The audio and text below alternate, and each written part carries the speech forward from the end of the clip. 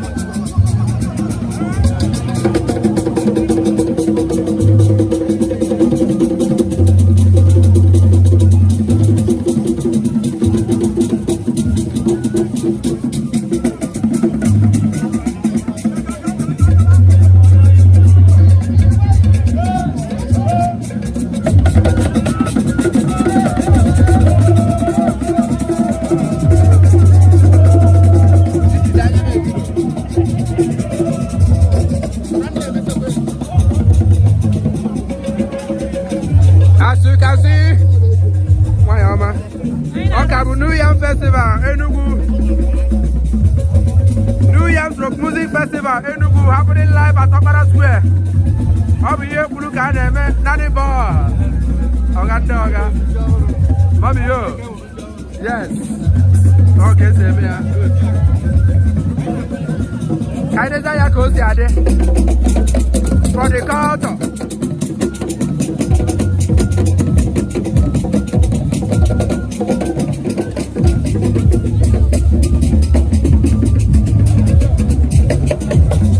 Igbo okorobịa ịkpọ ụmụ mma aza ọga ndị ọga anyị ma ihe imewu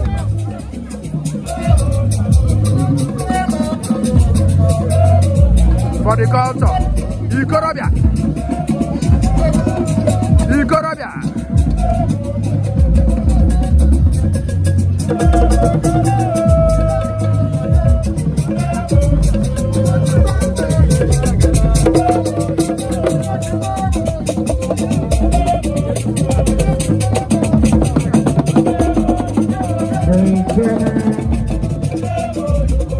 And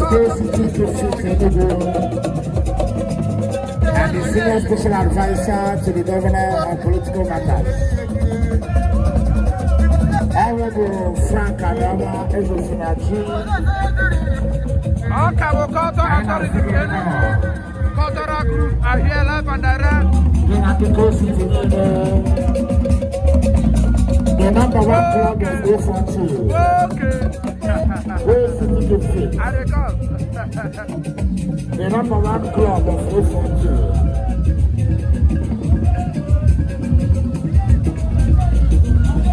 Alright. Thank you. Commanders, back on stage.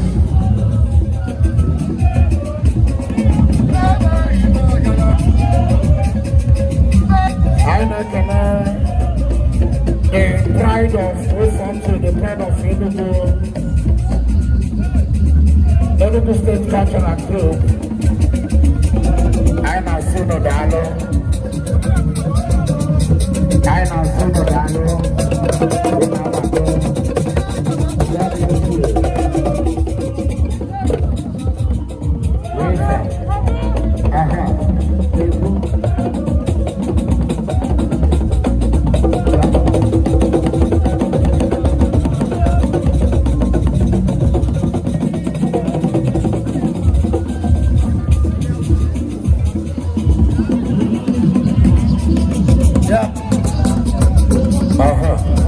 Yes, sir.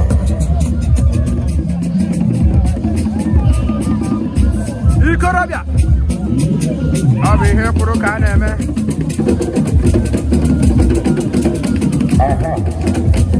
Yes, sir. Yeah, hello. Yeah, hello. As it's here. It's here, Johnny. Oh. Yes, sir. Igbo! Yeah. The celebrity Royake.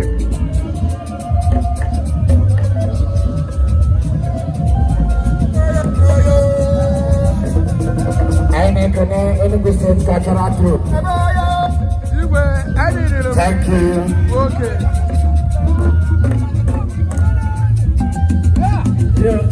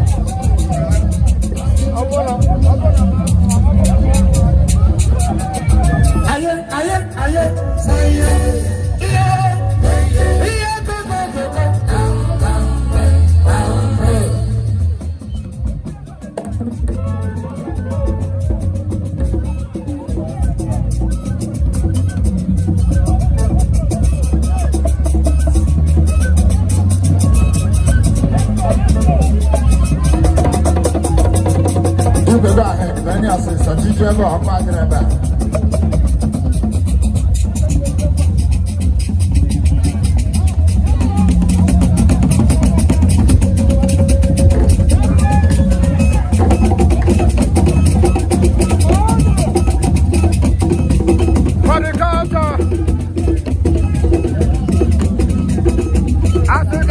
Enugu State Culture and Tourism Cultural Group is coming live at Okpara Square for our New Yam Festival, Rock Music Festival, Enugu.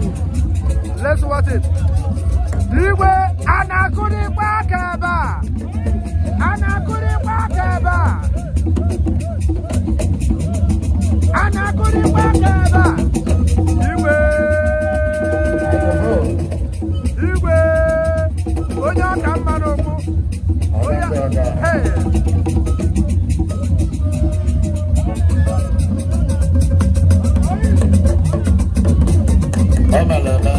Oya kamanoku. Igwe kai, digital.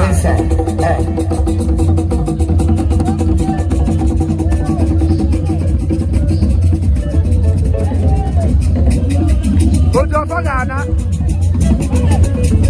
Ojo fagana.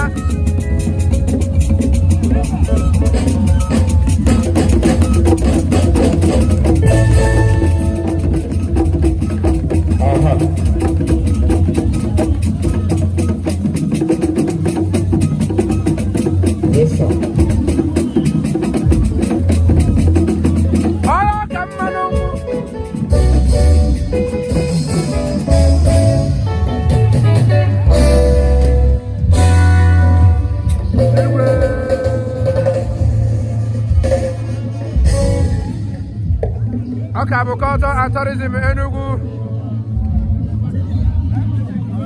New Yam